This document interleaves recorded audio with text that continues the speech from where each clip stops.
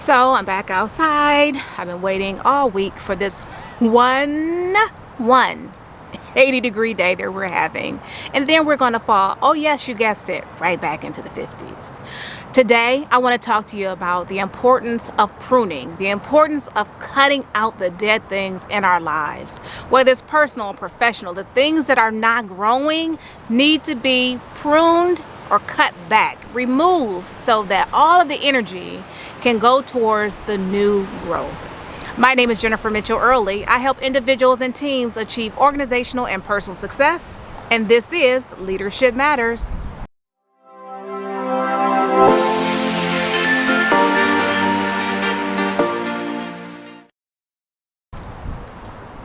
So when I first became a homeowner, I loathed anything that required me having a green thumb. I didn't work outside. I didn't do anything extra. I had someone who cut my grass who was like, listen, could you at least, I don't know, like cut the hedges, trim them so that the work that I do making your lawn look so great isn't in vain? And I would just be like, no, I can't. I just didn't see the value in it, and it was overwhelming at that time. And so I would even get upset with my mother if she brought over like potted plants, because I didn't know anything about them. I didn't know want to know anything about them. I was a new mother with a new baby, and I just felt like I don't have time for this and I'm not interested. But a couple years later, I moved into my grandparents' home, which I am at now, and I've been here for about 17 years, and I absolutely love it. I'm on about an acre of land, and it's a lot of work. I mean, it's a lot of work, but I absolutely love it. And I think initially I did it as a homage to my grandparents. My grandfather died when I was in 4th grade, and my grandmother died some years ago. And I just felt like, I wanted to, this was the legacy that they left to me, and I wanted to honor that legacy. So, and I was in a transitional time in my life when I moved into this house, and I just started digging ditches. That's just the honest to God truth. I started digging ditches, creating beds, turning over the earth, and making, beds with trees in it and all that. And it helped me to think and connect with the earth and connect with the divine, and be prayerful and meditate and all those things. And I just fell in love. I cut my grass with the tractor that my grandfather bought the year that I was born. I used a tractor on the back. I walked the front because I have a mulching blade on, and I just love the way my grass looks. I have become very good at maintaining my property, even though it's so much and it's just me. But I've taken great pride over the years in doing it, and it's just something that I thoroughly enjoy. But one of the things that I did not fully understand in the beginning was the importance of pruning. And my mother and I, my mother is, she has a green room, basically. We call it the sun porch, but she has all kind of plants. She does it. She's the president of her floral guild ministry at her church. So she does all the flowers and decorations, and takes care of the plants and all those things, all the floral needs. And, her property is immaculate. She's been taking care of the outside as long as I can remember. And I always joke that my parents' roles were reversed. My dad cooked, and he grocery shops and does all those things as I got older. And then my mother would be outside, mowing the lawn and throwing mulch and doing all of those things. And then now that they're both retired, they kind of, share those responsibilities. It's like my father started to love the outside, and I don't know that my mother ever really truly loved cooking. I won't go that far, but they just kind of, work together in tandem in those things now that I'm older. But that's kind of what I grew up seeing. So it wasn't a big deal for me to be out here throwing dirt or throwing mulch or cutting my grass or changing the oil on my tractor, my lawnmower, or fixing the carburetor, all those things. I was kind of raised to do that. So, and I'm very grateful to have that skill set and know that I could take care of myself if I needed to, and hopefully I'm passing that on to my daughter. But, being out here, initially my mother would be like, you've got to cut back the dead. And I would be like, no, just don't touch anything. Like, leave it alone. It's growing. It's doing well. I didn't realize that And she would always say, Jennifer, you know, you need to take out the dead limbs that aren't producing life or new growth, because what's happening is, let's say we're talking about a shrub or a tree or a plant, a flower, they're sending all their energy to the dead that won't produce, when instead it can send all of its energy to the newness, and it will produce, it will reproduce. Yeah, it took me a long time to really understand, fully understand that concept. And for those of you who have been watching me for some time, then you already know that I look at the natural, and to me, it is a natural link to the supernatural. I believe that what you see manifest in the natural has already manifested in the supernatural. So I talk a lot about the seasons. I talk a lot about, you know, walking my property and seeing the newness coming forth in the spring, and how that to me equates to the newness in life, and, you know, closed doors and opportunities, and just how, you know, every chapter in our life, there is an ending and there's a beginning in this journey. You know, I believe that life is a journey. So today, I want to focus on cutting out the dead, because today I walked my property again, and today I was able to prune back some things that, you know, years ago, I would have been too afraid to do. I'd have been afraid of the impacts of pruning. I would have been afraid that, oh no, it doesn't look good, or I'm going to kill it. No, I have since learned the benefit of pinching back your flowers, as some people refer to it as, or pruning out the dead. I'm in northeastern Ohio. I'm in Cleveland, to be exact. And you know, Cleveland has very, very fickle weather. We can have 80 degrees today, like I already said, and 50 degrees tomorrow, which it will be. We can have 80 degrees today, and we can have snow tomorrow, which it has done. So we've had 2 fluke snow events that brought about very heavy, water-laden snow. And if you know anything about snow, you know that snow has the ability, and those type of fluke weather events have the ability to wreak havoc and damage and destruction and death. And so I had that heavy snow on my fire bushes. I had it on my arborvitae, my evergreens. I had it everywhere. And a lot of my shrubs, a lot of my fire trees and other shrubs really took, fire bushes rather, and other shrubs really took a beating like I hadn't seen before. Like a lot of my limbs started splitting and breaking. I had a tree that really it was uprooted from the base, from the soil, and it was so top heavy that, and it stayed in that position for a while, that it remains in that position, and I couldn't push it back up to spike it into place, or to stake it into place so I can get it to grow upright. So I had to take the top off of it, and it really doesn't look great. And years ago, I would have never done it, because I would not have I didn't understand, and I didn't believe that it would come back. But I've been through this cycle numerous times where, you know, quite frankly, some things I top because they're going in my gutters and they're overtaking windows. So when I say top, I'll take the top off of it, only the next month for it to be right back where it was. Bigger, better, stronger. So today, I want to talk to you about the benefits of pruning those dead things in your life, things that no longer serve you, things that have become toxic, things that are now dead end. There's nowhere else for you to go. There's no through path. There's no upward mobility.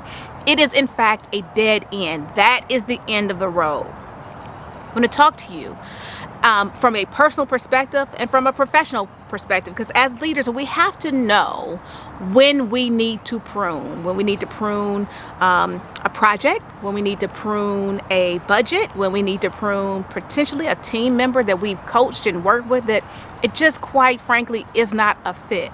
Sometimes, most times, in nature, all the time, you have to cut out the dead to make room for the new. You have to stop putting energy in something that is no longer viable, that is not going to produce, that is not effective, that is not beneficial. so that you can put energy into those things, into the new things that are coming, into the things that perhaps did not get all of our energy and our attention because we were so focused on those dead and dying things. So we already talked about one of the greatest benefits of pruning, which is to get rid of that which is dead and dying, for the reasons that I already stated. Another benefit of pruning is to get rid of that which is diseased. A couple years ago, I had a disease come upon my hedges, my evergreen hedges, and I could see the growth on the bark. And I remember going to a store to talk to one of the big box stores, like, hey, I've got this disease on my hedges. I really want to, treat it, get rid of it. And it turns out I was told there was nothing I could do about it. That disease was started off on one hedge in the front of my property. Quickly, within a season, went around my entire property and many of my ornamental trees. Dead. Killed them from the inside out. It was so sad to watch because I saw them literally dying from the inside out, to, the bark, getting those markings on the bark, to the leaves curling, to eventually falling off, to there being, no life at all. Snap limbs, and they were, completely brown on the inside, completely dried out. So if we take that and we look at our lives, there are things in our lives, if we really take an honest inventory, if you sit down and you think about it one day, pray about it, meditate, take some quiet time, journal, whatever it is that you do, you can identify areas in your life that are dying from the inside out.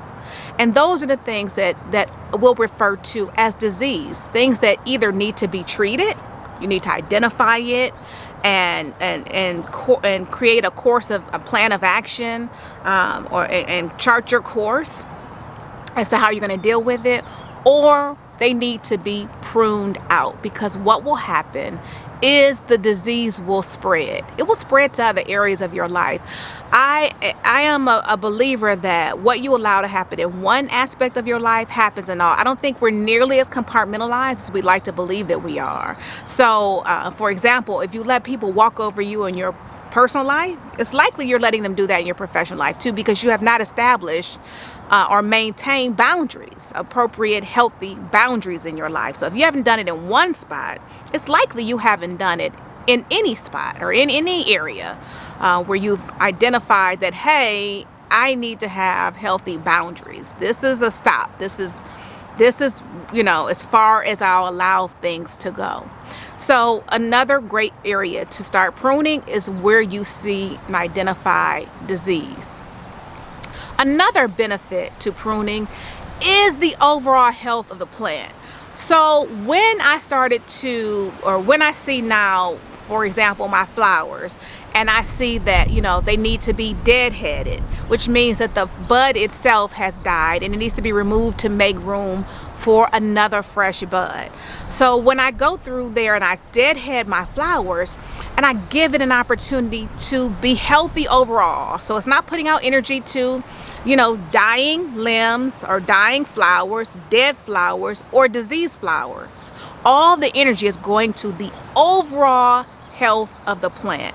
When you start to prune back things in your life that no longer serve you or serve their purpose, or where the chapter has come to a close or the journey has ended, but you refuse to acknowledge it, once you move out all the things that no longer belong there, your overall health, the quality of your life overall will get better. It will improve because all of your energy will be going towards those areas that are growing, that are evolving, that are developing, that are flourishing. So that's another benefit to pruning out the dead. When you prune, or when I prune around my yard, a great benefit of that is I no longer have the issues with pests and insects that I would have had if I let them go crazy.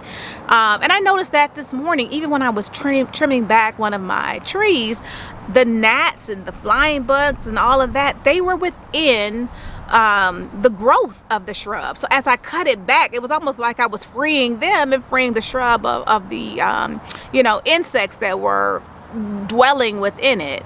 And you'll find that as you begin to prune out the dead, you'll better be able to manage your life. You'll better be able to see where there is disease, where there may be a problem with, gnats and insects and other things. Of course, those are symbolic of other issues, other things that need to be remedied in that area of your life. But you'll have a better perspective and you'll be able to manage it much better. Lastly, not only will you have removed the dead, made room for new, be able to manage, your landscape, but you'll also have a more beautiful landscape overall, because everything will be lush. Everything will be thriving and flourishing and growing and getting thicker and more robust and just be more beautiful overall. When we remove those things that no longer serve us, those things that have been sapping energy from us, and those things have been providing, toxic ramifications and consequences, and we're constantly putting out the fires as a result, we look more fatigued than we do beautiful. We look more run down than we do beautiful. And the same is true for, let's go back to our landscape. If you imagine a house that is beautiful, that has curb appeal, is one that from the curb you are interested in seeing the inside of. That from the curb it is aesthetically pleasing, and it's eye-catching, it's well appointed, it's neat, it is eye-catching. How many of us look that way? How many of us need to really check our curb appeal? Because the converse is true, that when you have a house that's falling apart, or a house that's covered in landscape that's grown crazy with ivy all up and down, that's been unkept, and shrubs overtaking windows and doorways, you can't appreciate the house. Even if the house is in pristine condition, even if it's gorgeous, you'll never know it because it's being obscured by all this crazy jungle-like unkept appearance. When we manage everything, when we prune, when we maintain our landscape, you're able to appreciate our house, appreciate the aesthetics, appreciate the maintenance, the care that's put into everything. Don't be afraid to cut out the dead. Is it scary? Yes. When I first got here, my grandfather and my grandmother had a garden when I was young. They planted corn and greens and all kind of stuff.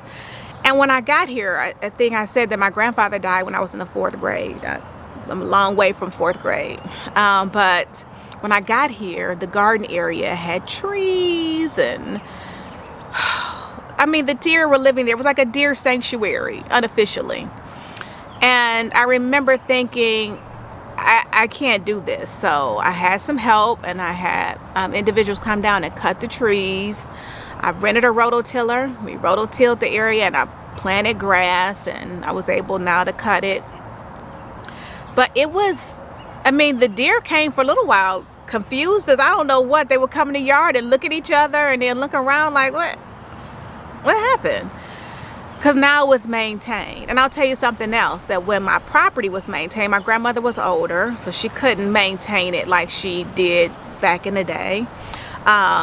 People even they treat your property differently when it's maintained. And so what I learned was it was okay to cut out what no longer served us. That garden had not served its purpose in years. And what I did not need was a deer sanctuary. So I needed to be able to cut the grass. I now have a dog, and I don't want even though it's like the country out here, every animal comes here, like I'm Snow White or whatever, or Bambi or whomever. So, but I had to get rid of it, and I had to make room for the new. Take out the old, prune back what's diseased and dying, deadhead your flowers, the flower of your life, and be ready for the new. I just wanted to tell you that as we go into a new week, to assess where you are. We're in spring going into the summer. Assess where you are and make room for the new. We're coming out of a tumultuous time. into a new opportunity for all of us, a new opportunity to appreciate what we have, appreciate what we had, appreciate what we've been through, learn from our mistakes, and to get rid of those things that no longer serve us, to prune. Have a great week.